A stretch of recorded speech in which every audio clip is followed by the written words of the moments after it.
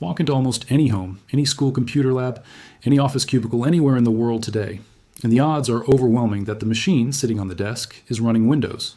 Ask an ordinary person to name an operating system, and most of them will say Windows before they say anything else, and a fair number won't be able to name a second one at all.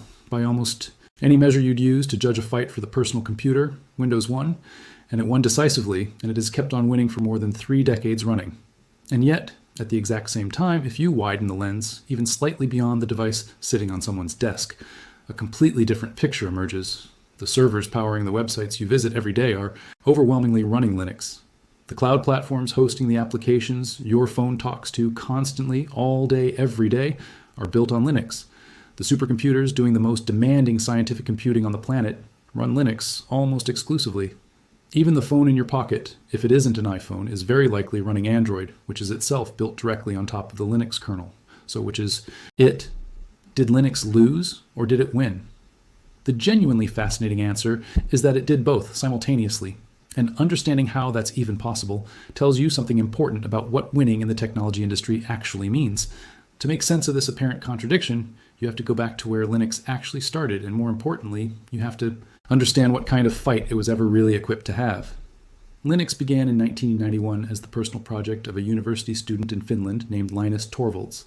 He released the source code for a new operating system kernel publicly, inviting anyone interested to help him build it out further. There was no company behind it, no marketing budget, no sales team, no retail packaging sitting on store shelves next to Windows.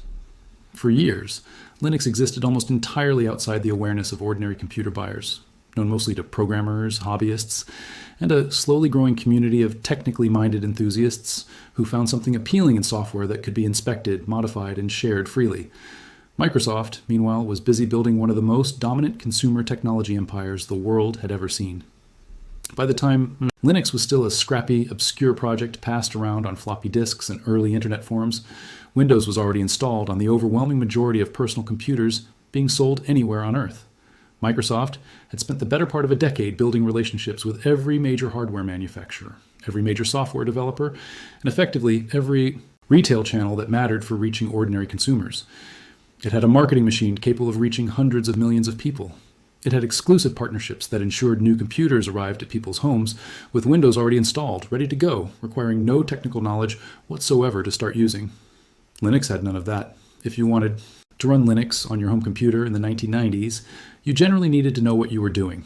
You needed to configure hardware drivers manually. You needed to troubleshoot problems yourself, often by searching through community forums rather than calling a support line. For the average person simply trying to get their computer to work so they could check email and write documents, Windows was, quite simply, the easier choice, and often the only realistic one. This is really the first half of the answer to why Linux lost the fight for the desktop so decisively. It wasn't that Linux was technically inferior. In many respects, it was arguably more stable and more secure than Windows throughout much of this period.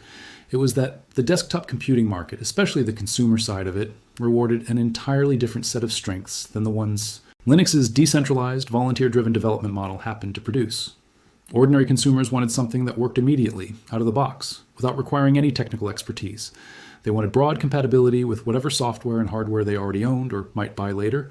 They wanted a single company they could call if something went wrong, even if they never actually needed to make that call.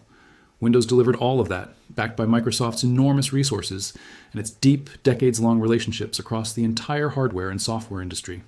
Linux, built by a loose, ever-shifting community of volunteers with no centralized customer support apparatus and no dedicated marketing budget, simply wasn't built to compete on those particular terms. And for the ordinary consumer desktop, those were exactly the terms that mattered most. Microsoft understood this dynamic extremely well, and it worked hard to make sure things stayed that way. As Linux began attracting more attention through the late 1990s, Microsoft didn't just rely on Windows' natural advantages, it actively worked to reinforce them. The company's licensing relationships with computer manufacturers gave it enormous leverage over what actually shipped on the machines ordinary people bought. Internal documents that later surfaced through litigation revealed that Microsoft's actual policy toward Linux-friendly hardware partners amounted to letting them meet demand for Linux machines without helping to create that demand in the first place, meaning manufacturers weren't explicitly forbidden from selling Linux computers, but they were quietly discouraged from promoting them too enthusiastically, given how much their profitability depended on staying in Microsoft's good graces on Windows licensing terms. Dell, which had briefly expressed real public enthusiasm for Linux and had even invested in Linux-focused companies, quietly pulled Linux from its consumer desktop lineup in the summer of 2001. And this retreat happened across much of the industry, not because consumers had rejected Linux outright, but because the manufacturers themselves faced genuine financial consequences for pushing it too hard. It's worth noting just how effective this kind of pressure could be without ever requiring anything as crude as an outright ban. Hardware manufacturers operate on famously thin margins, often just a few percentage points on any individual machine sold, and that thinness made them acutely sensitive to even small shifts in their licensing terms with Microsoft. A manufacturer didn't need to be told explicitly that promoting Linux would cost them money. They simply needed to understand, in the vague, unspoken way, that corporate relationships often communicate consequences, that their continued profitability depended on staying in Microsoft's good graces, and that pushing too hard on a rival operating system was a good way to jeopardize that relationship. This is precisely the kind of leverage that doesn't show up cleanly in any public antitrust complaint, because it doesn't require a single, explicit threat. It simply requires everyone involved to understand the unwritten rules well enough that nobody ever needs to say them out loud. So on the desktop, Linux genuinely did lose. And it lost for reasons that combined real structural disadvantages with real, documented pressure applied by a dominant incumbent determined to protect its position. But here's where the story gets genuinely interesting, because the desktop, it turns out, was never actually the battlefield that would determine who ultimately built the more important technology. While Microsoft was pouring enormous institutional energy into defending Windows' position on the machines sitting on people's desks, something else was happening almost entirely outside the spotlight, in a completely different category of computing that ordinary consumers rarely thought about at all: servers. And this is where Linux's actual strengths, the very same qualities that made it a poor fit for the consumer desktop market, turned out to be extraordinarily well suited to an entirely different set of needs.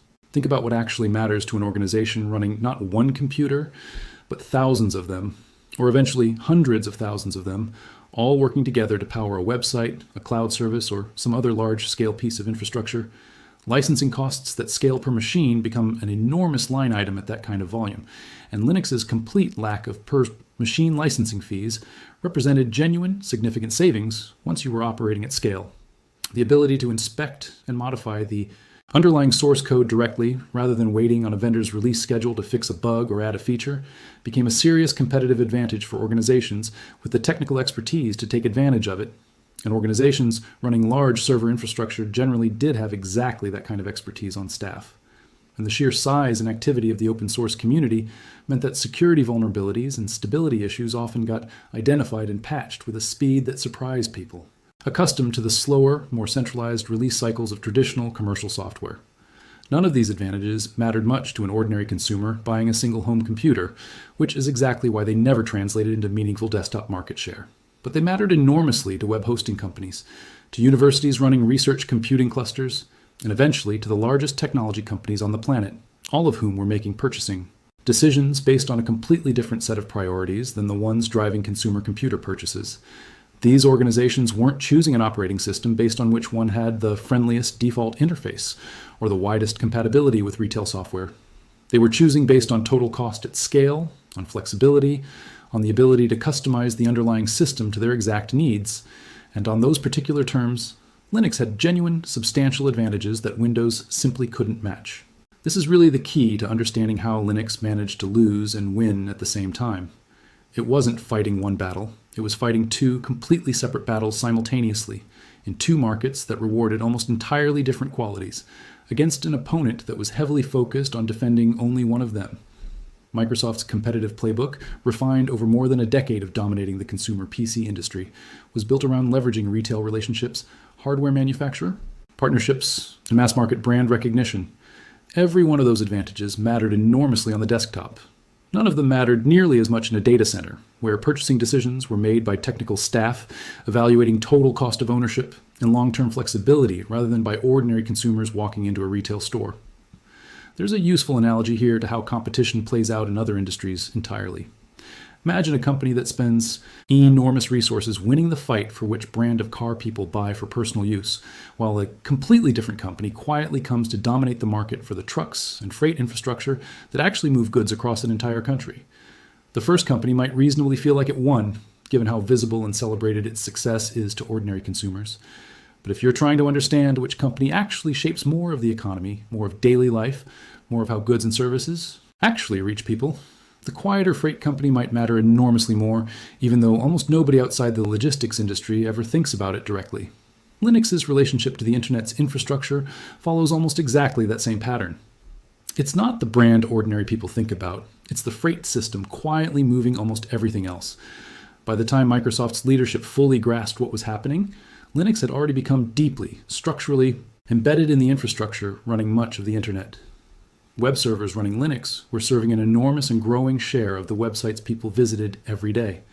And this expansion happened almost invisibly from the perspective of an ordinary computer user, because nobody buying a laptop at a retail store was ever going to see or care about what operating system was running on the servers delivering the websites they visited on that laptop.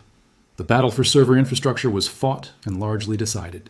In a market, Microsoft's entire competitive strategy had never actually been built to fight in, using criteria that Microsoft's traditional advantages simply didn't address. It's worth pausing here to really sit with how strange this outcome actually is from a pure business strategy perspective. Imagine two companies competing in what looks, on the surface, like a single unified market, and one of them wins overwhelmingly on every visible, publicly discussed metric, while quietly losing an entirely separate and, in the long run, far more consequential fight happening almost entirely out of public view. That's essentially what happened here. Windows desktop dominance was so visible, so thoroughly covered in the press, so central to how ordinary people experienced computing, that it created an almost complete illusion of total victory. Meanwhile, the actual infrastructure powering the modern internet, the layer of technology that would ultimately matter more to the future of computing than any single consumer's choice of desktop operating system, was quietly slipping toward Linux, largely uncontested, because almost nobody was paying close enough attention to that particular battlefield to even realize a fight was underway there at all. The cloud computing era, which began accelerating through the 2000s and then exploded through the 2010s, only deepened this dynamic further, as companies increasingly moved their computing infrastructure away from machines they physically owned and toward massive shared cloud platforms run by companies like Amazon, Google, and eventually Microsoft itself. The underlying operating system choices being made at that infrastructure layer mattered more than ever before, and those choices leaned overwhelmingly toward Linux. The advantages that had made Linux attractive to server operators in the earlier era, cost efficiency at scale, flexibility, and a massive base of contributors constantly improving and securing the underlying software, became even more decisive once cloud computing meant that a single company might be running not thousands but millions of individual server instances simultaneously.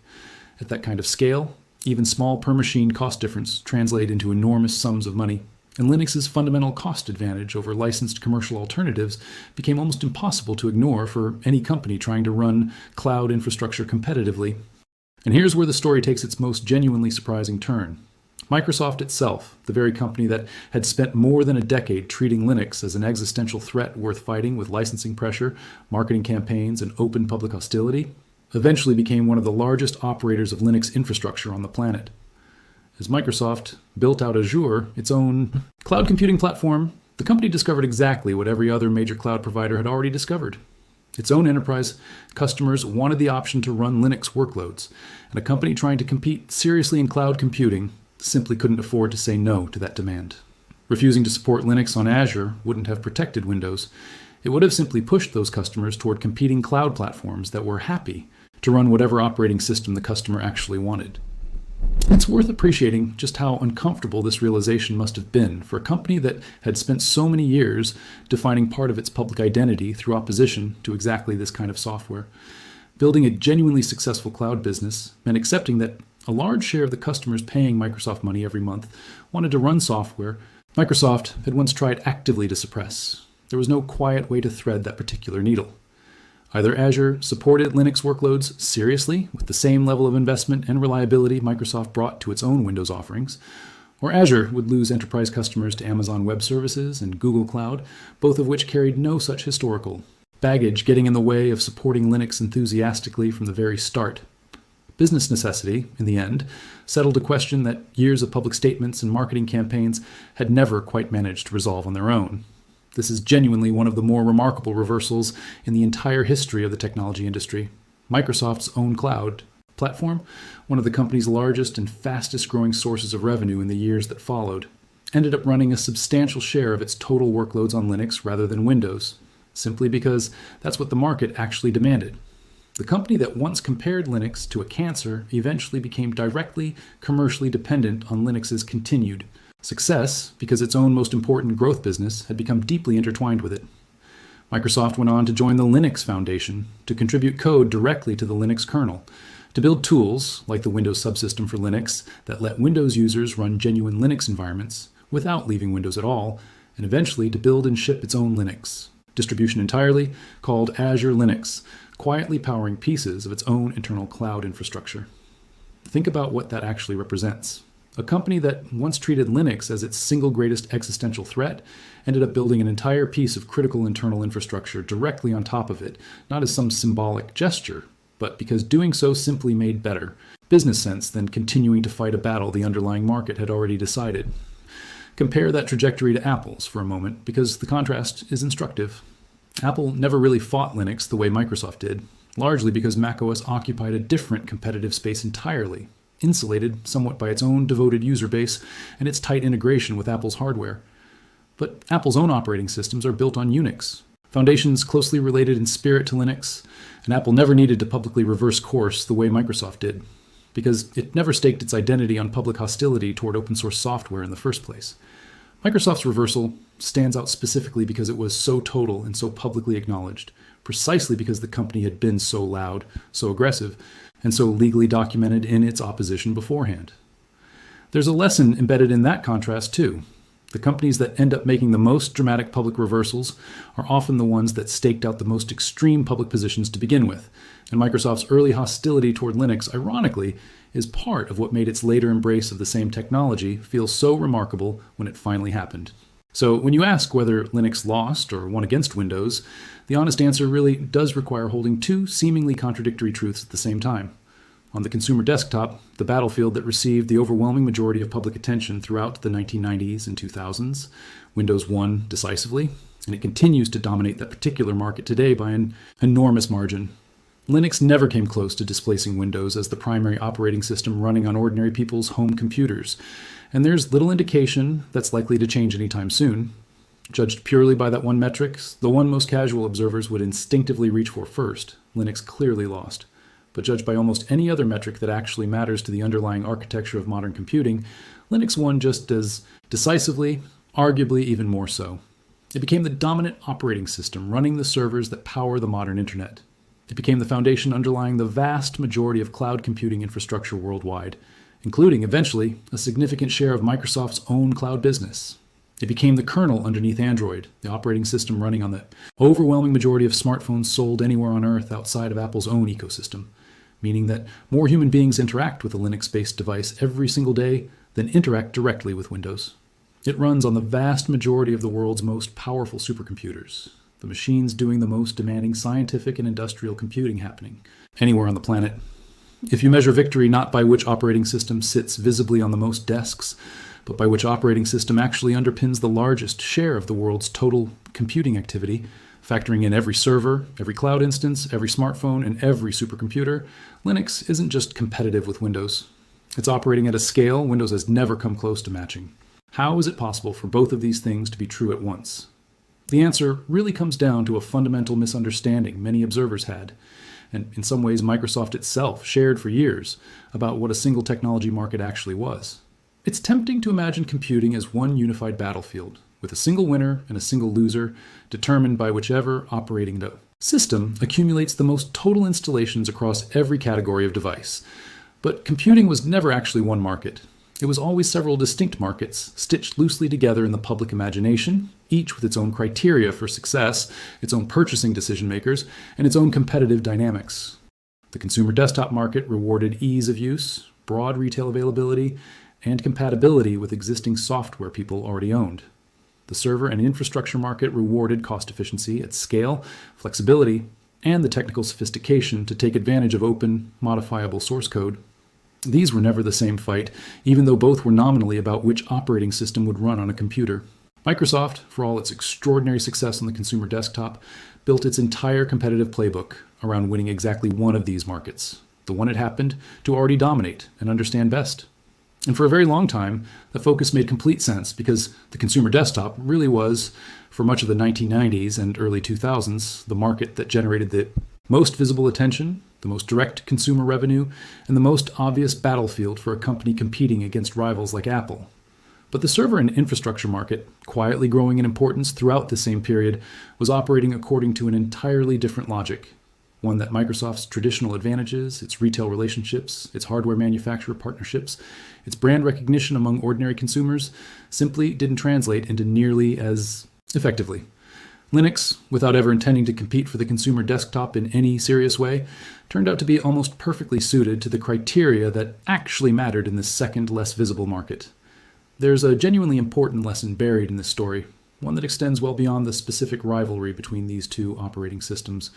It's entirely possible for a company to win overwhelmingly in the market that receives the most public attention, while simultaneously losing, just as overwhelmingly, in a market that ultimately matters more to the long-term architecture of an entire industry. Visibility and importance aren't always the same thing, and the market that generates the most headlines, the most retail shelf space, and the most immediate consumer awareness isn't necessarily the market that will end up mattering most a decade or two later.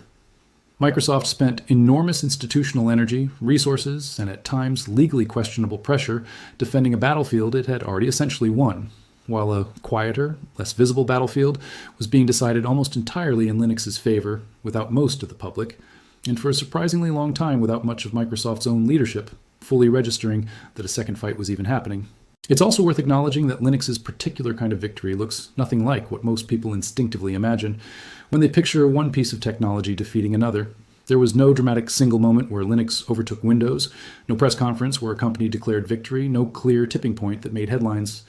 The way, say, the iPhone's launch reshaped the smartphone industry almost overnight. Linux's rise happened gradually, cumulatively, and largely. Out of public view, one data center at a time, one cloud migration at a time, one smartphone manufacturer's decision at a time, until one day, the accumulated weight of all those individual decisions had quietly made Linux the most widely deployed operating system on the planet, even though almost nobody outside the technology industry itself had ever really thought of it that way. This is perhaps the most important thing to understand about how Linux managed to lose the fight everyone was watching. While simultaneously winning the fight, almost nobody was watching closely enough to notice was even happening. Total, decentralized, freely available access to source code turned out to be a genuinely poor fit for winning over ordinary consumers who wanted something simple and pre-packaged. But it turned out to be an extraordinarily good fit for winning over technically sophisticated organizations making infrastructure decisions at massive scale, organizations that had every incentive in the world to care about total cost, flexibility, and the ability to customize their systems precisely to their own needs. Microsoft understood the first kind of customer better than any company in the history of computing. It simply never built the kind of institutional advantage needed to compete as effectively for the second kind. And by the time it fully grasped how much that second market actually mattered, Linux's position there had already become close to unassailable. So did Linux lose to Windows? On the desktop, unquestionably, yes. And that loss was real, measurable, and in part actively engineered by a dominant incumbent determined to protect its position, using every lever of leverage available to it. But did Linux also win in a way that arguably matters more to the actual architecture of modern computing than desktop market share ever did? Just as unquestionably, yes. It won the infrastructure running the internet, it won the cloud, it won the operating system underneath most of the world's smartphones. It even, eventually, won a meaningful share of Microsoft's own cloud business, the very company that once tried hardest to stop it. Linux didn't need to win the fight everyone was watching in order to end up shaping the future of computing more profoundly than almost anyone, including Microsoft itself, initially expected. Perhaps the most useful way to think about this story in the end is as a reminder that market share numbers, on their own, rarely tell the whole story of who actually shapes an industry's future. A single highly visible metric like desktop installations can dominate public perception for decades, while a quieter, less glamorous metric, like which operating system underpins the invisible infrastructure the entire internet depends on, ends up mattering far more to how the next several decades of computing actually unfold. Linux's victory was never going to make headlines the way a flashy product launch might, because there was no single company standing on stage to announce it, no press release timed for maximum impact, no marketing campaign built around the milestone. It simply accumulated, server by server, cloud instance by cloud instance, until one day the accumulated weight of all of it had quietly reshaped the foundation of modern computing, whether or not most people watching from the outside had ever really noticed. I'd genuinely like to hear how you think about this apparent contradiction now that you've seen the fuller picture behind it. Does Linux's dominance at the infrastructure level feel like the more meaningful victory, given how much of modern life quietly depends on servers and cloud computing most people never think about directly? Or does Windows' continued, overwhelming dominance on the actual devices sitting in front of ordinary people still deserve to be counted as the more important win, simply because it's the layer of computing most people interact with directly every single day? Let me know in the comments. I think this particular story is one of the clearest examples in the entire history of technology of how a company can win the visible fight and still lose the one that ends up mattering most. If you enjoy uncovering the hidden stories behind the technology that shaped our world, subscribe to Hidden Historian. There's another story waiting to be uncovered,